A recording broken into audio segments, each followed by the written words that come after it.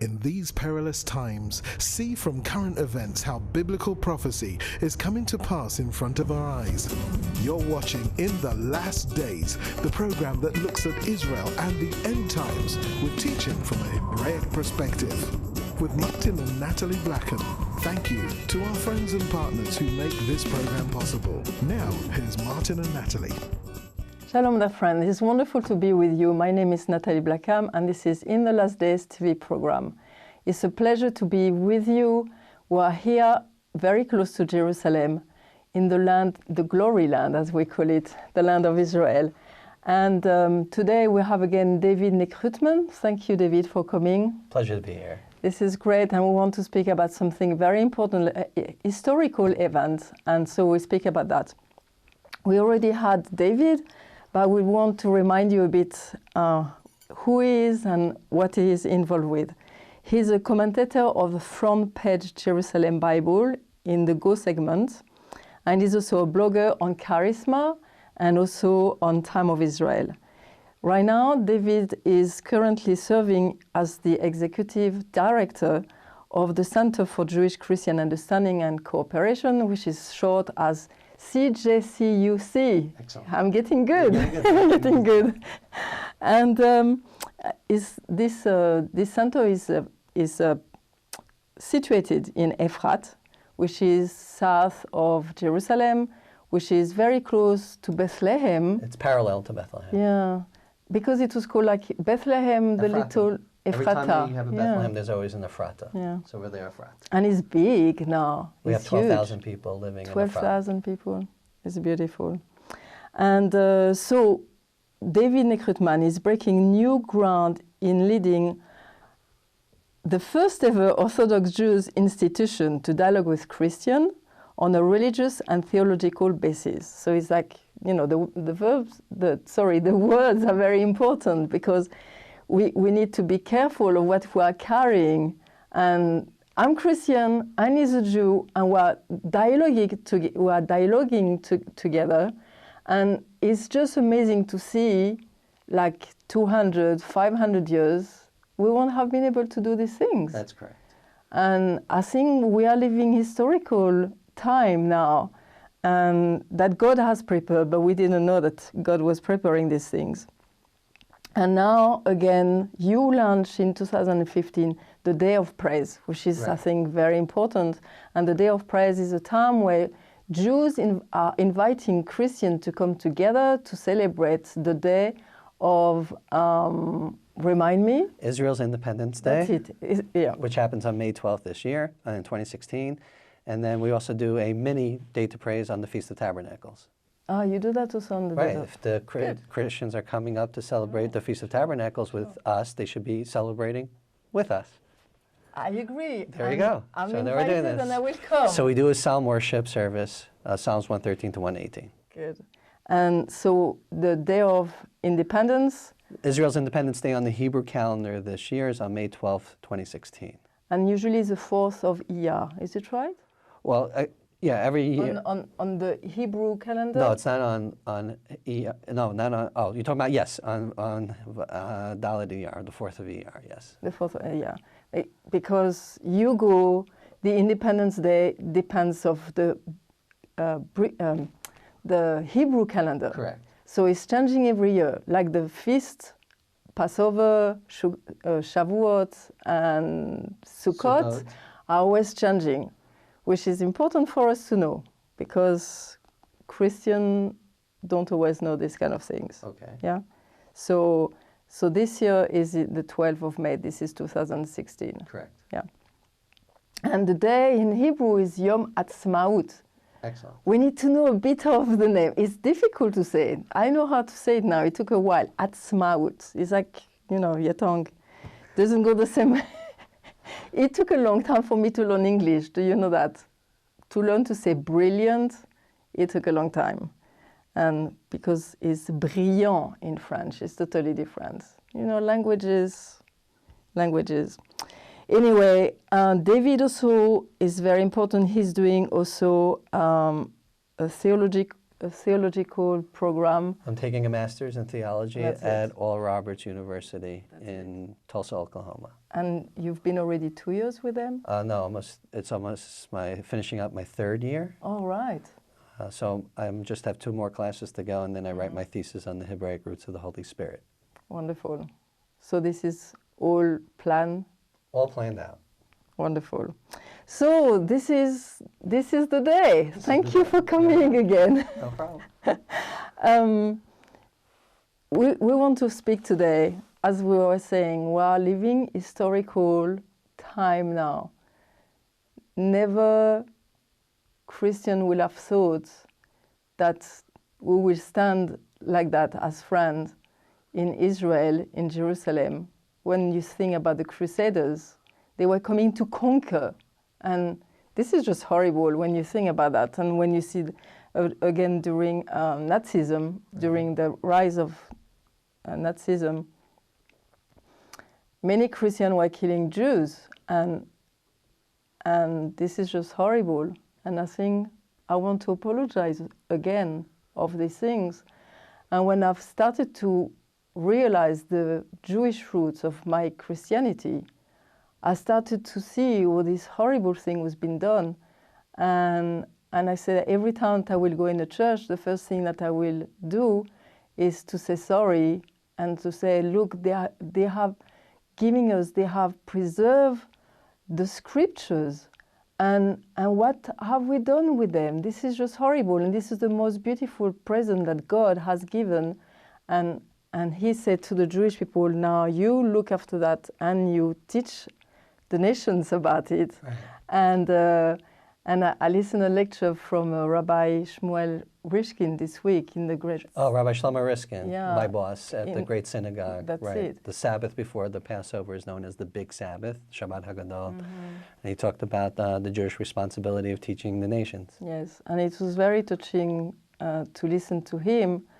And as Christian, we have our big brothers who can tell us a lot of things. Well, we hope so. So tell us a bit, because you are also involved in this event that happened, is a statement that Orthodox rabbis have said about Christianity.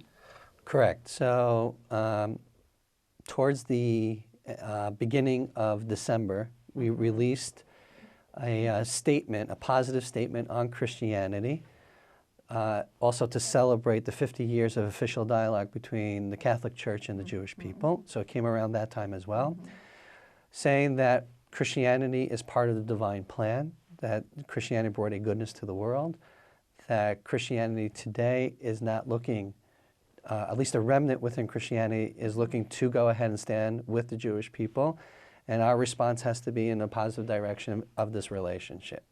It's historic because Orthodox Judaism tended to be out of the official dialogue. There has been a handful of rabbis along the 50 years of official dialogue that have been involved, but never at this point on this momentous occasion to put out a statement this big out there. So we started off with 25 rabbis. Now we have 62 rabbis. Just to have all the rabbis agreeing on the language that's in there and putting your name on it is huge. So the center facilitated the actual statement, and we had Rabbi Eugene Korn, who's the center's academic director, help to finesse the language so everyone could come aboard and really work on this. So it's Rabbi David Rosen from the American Jewish Committee, Rabbi Joshua Ahrens in Germany, who's now recently joined the center to be our representative in German-speaking countries, which is huge for the center. And then again, Rabbi Eugene Korn. And in the background, I was helping also to help finesse the language as well. Again, we're a denomination really that concentrates on words, and words are very important. So every single word has to be weighed out to make sure that it receives we want the intention to be that we want a working relationship with the Christian community, but at the same time not to compromise who we are as well. Sure.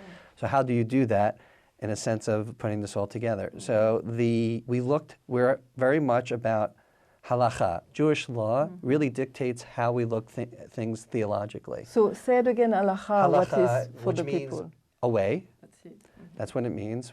Basically, Jewish law helps us define how we're going to live out our life. We take it very seriously. And we have looked at the history of big rabbis who have interpreted Scripture and gave precedent in order to go ahead and have a better relationship with Christians. Now, one of them happens to be Maimonides. Now, Maimonides was not a friend of Christianity, but, and understandably so, because when he made this statement, Maimonides is probably the biggest medieval Jewish commentator for Jews, and that he was a giant in understanding Scripture, interpreting it, and giving a great way of looking at the Bible and living it out. But above and beyond that, when his statement on Christianity, looking at it as part of the divine plan of God, is huge, because at the time he said it, it was the Crusades. So Jews are being killed, yet he was able to go ahead and look back at the greater vision, and he says, our ways are not his ways. And there is something to the Christianity coming onto the scene, and Christianity going ahead and bringing people away from a heathen lifestyle, actually taking the Bible very seriously and putting biblical values in. So even though that period in Jewish history was bad, Maimonides basically was almost prophetic in his way of looking at Christianity, that there would be a day wwhere things can work out. And then we take other people. Which was amazing. At that time, it's revolutionary. Yeah. But it's the same, I would say, again, Maimonides can he's looking at it from a greater point of view, and that his life was always about that. There's going to be a time where the world is going to acknowledge the God of Abraham, Isaac, and Jacob. We know the beginning of the book, we know the end of the book. The question is how we get there as humans interacting with humans and understanding that we are created in the image of God. And if we get that right and we can work together, and I can see the other as myself, then we're working towards a better world. That does take time. Anything of this historical occasion needs time to progress and to develop. But there have been other rabbis since then that had great interactions with Christianity and was able to even put more positive statements from a Jewish law point of view. So looking at the history of it, since Maimonides until now, we have precedent. Now, right, now we're not in a theological duel of death anymore with Christianity. There's actually great Christians working with Jews in bettering humanity and bettering each other. So now we're living in an unprecedented era, and therefore the response of Judaism is this path, and that's really the statement, the Orthodox rabbinic statement on Christianity. No, maybe I'll read the one. title is to do the will of our Father in heaven. Exactly, which is really... We both believe in the God of Abraham, Isaac, and Jacob.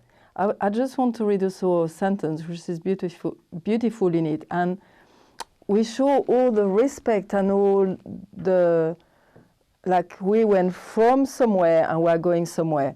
We seek to do the will of our Father. So this is like the Orthodox rabbi, you are saying that, okay? It's part of the statement. We seek to do the will of our Father in heaven by accepting the hand offered to us by our Christian brothers and sisters.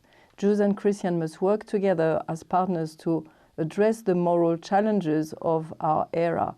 And this is the thing, is like, it's us who had to come to you saying, we are sorry, we've done badly, very badly, and now we are coming to you to say sorry. And now you say, okay, it's amazing. Despite all the things that happen, we can see that God, we wants to do the will of the Father. Right. This is the thing. Of course. And it's interesting. It suddenly reminds me, we saw Rabbi Elon.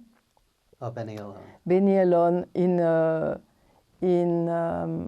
London a few years ago. Many years, 10 years ago about.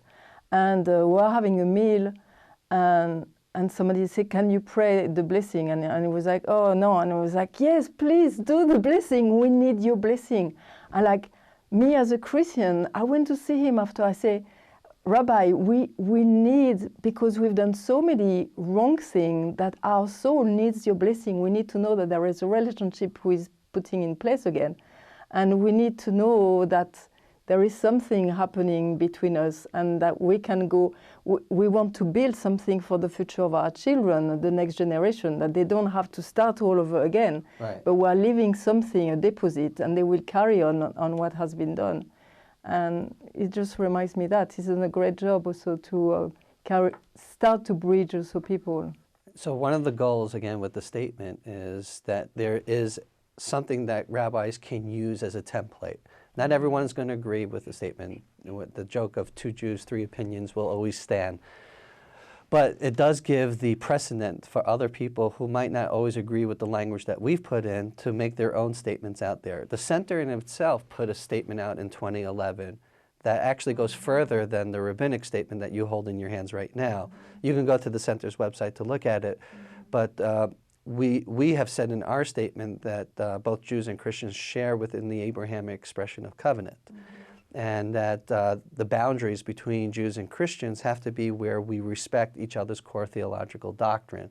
We're not out to convert each other. We want each one to express their faith within covenant as they see fit from their own denomination.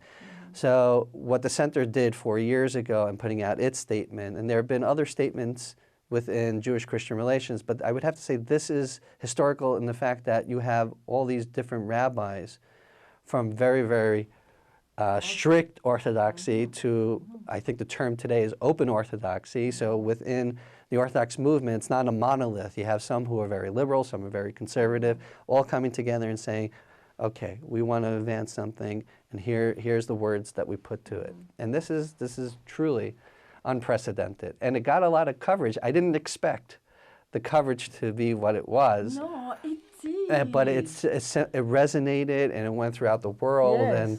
And so we're proud that the Center was facilitating this, that the staff were part of this. Rabbi Shlomo Riskin led. I mean, he was one of the biggest names on the statement.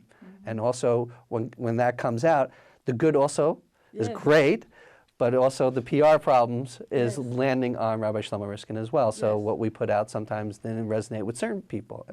And my defense, I wrote afterwards, so if you don't agree with what we said, put out your own.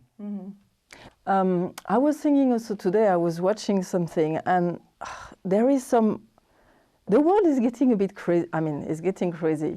And there is all this thing about the gender, and like, you know, if you are male and female, and now it's like toilets. You can go wherever. And he's like, I'm sorry, I don't want to go wherever. Anyway, this was interesting. But I'm speaking. Segue. Okay. Yeah, but sorry, but it's all linked together. Okay. Because we have to work and keep the value of what God is saying. Who is a man and who is a woman? And it's like we are not made the same, and we don't have the same function. But the world now is like everything is gray. You know, a bit of male, a bit of female. I mean, anyway, it's very weird. And again, I go back to that because I think the scriptures is our common denominator. Right. And again, we need to give, again, the scriptures and the word and the Hebrew or Lashon HaKodesh, as I was speaking, the holy language. Everything is there to teach us who we are. And again, sometimes we don't realize when we lose so many things in translation, and we don't have like man and woman in Hebrew carry so many things and carry who they are. It's not just a word. It carry what is the person. And I think now that we've done that, now that we have this historical thing, we need to go with our common denominator, which is the scriptures, and we need to teach it, because you know a lot of things, saying that not so often, like as you say, like a lot of Jewish people are using the Hebrew language, but not know the beauty or the power of it. Right. And we need to give all these things to the world. Christian Jews and whoever wants to know, who don't know who they are anymore, as you can see in the world, and like, who is a man, who is a woman, is all there in the Hebrew language. Correct. So you were telling me a bit that you are going to do a bit more of this kind of thing. So Right, we in the plan center. to, one of the main questions we always get asked at the center, because we're always hosting Christians and we do Bible text study together to formulate the fellowship between one another. So what is the best translation of the Bible? And really, Hebrew, the original language, is what's the best, but we understand that many people can't read it. So we're looking at doing a translation, probably first beginning with online tutorials, to look at the verses that if you didn't notice the Hebrew, you would be missing the whole point of the verse.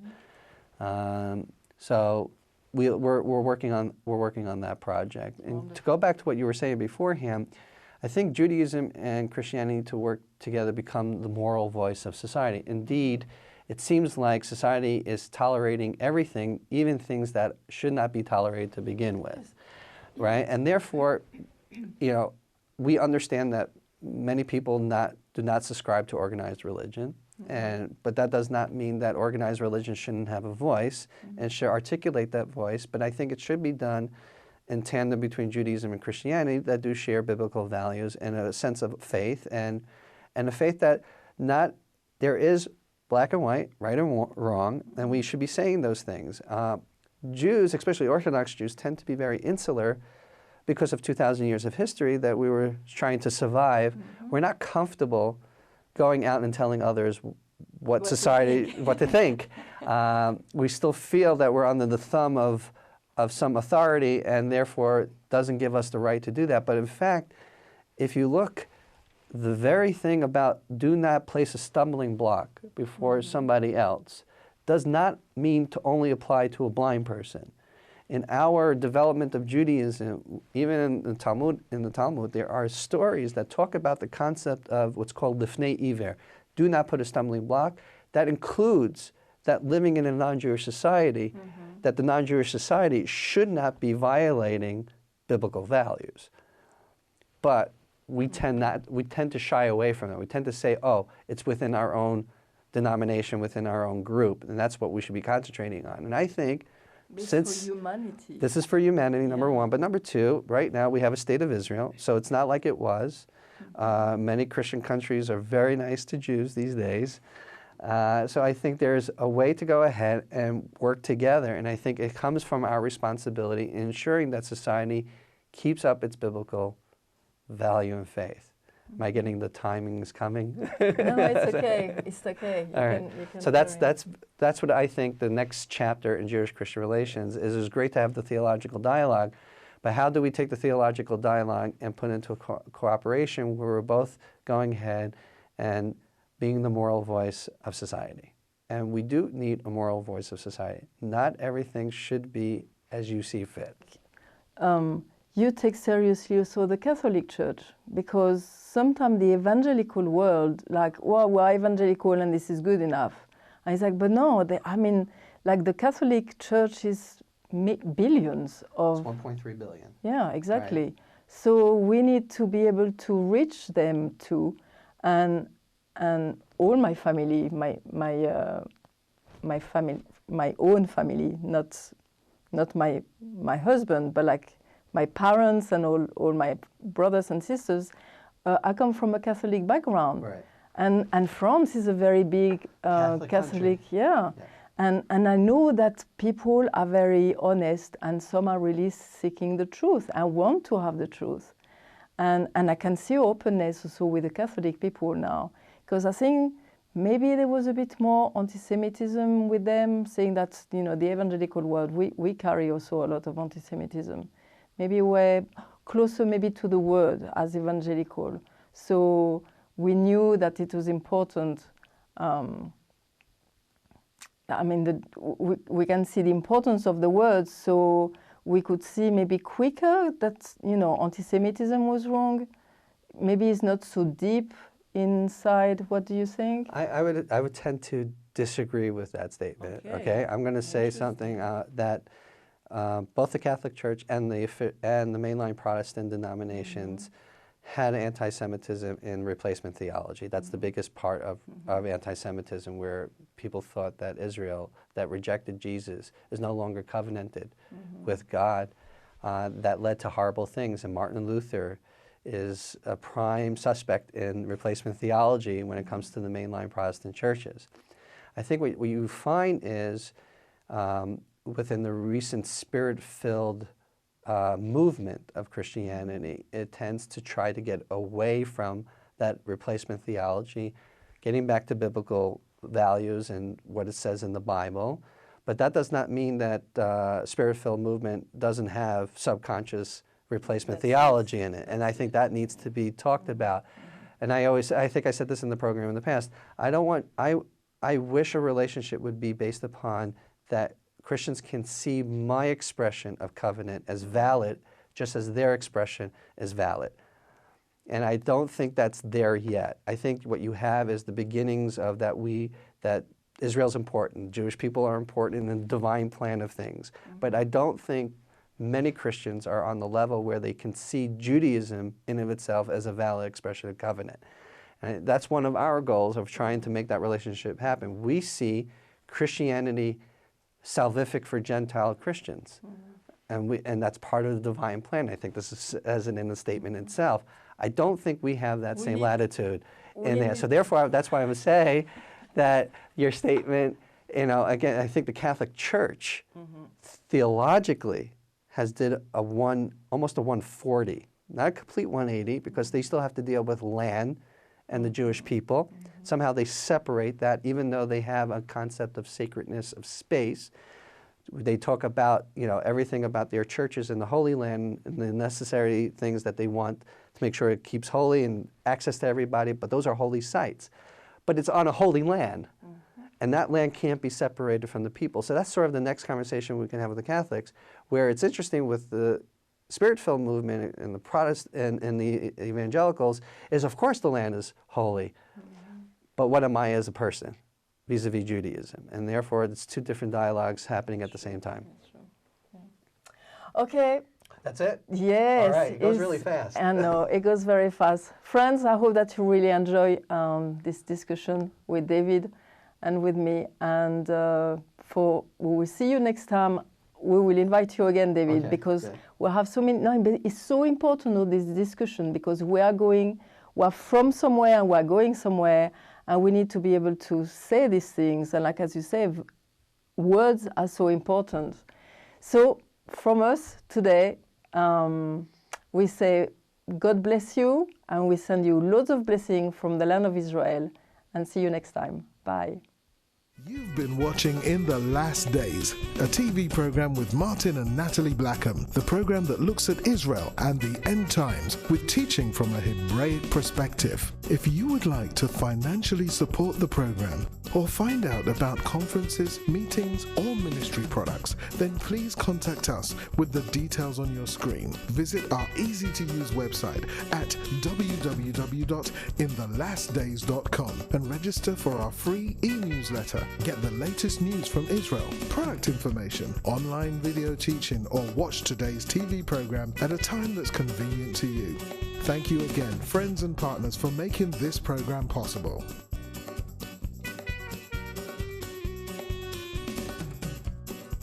See you same time, same station for the next program from In the Last Days.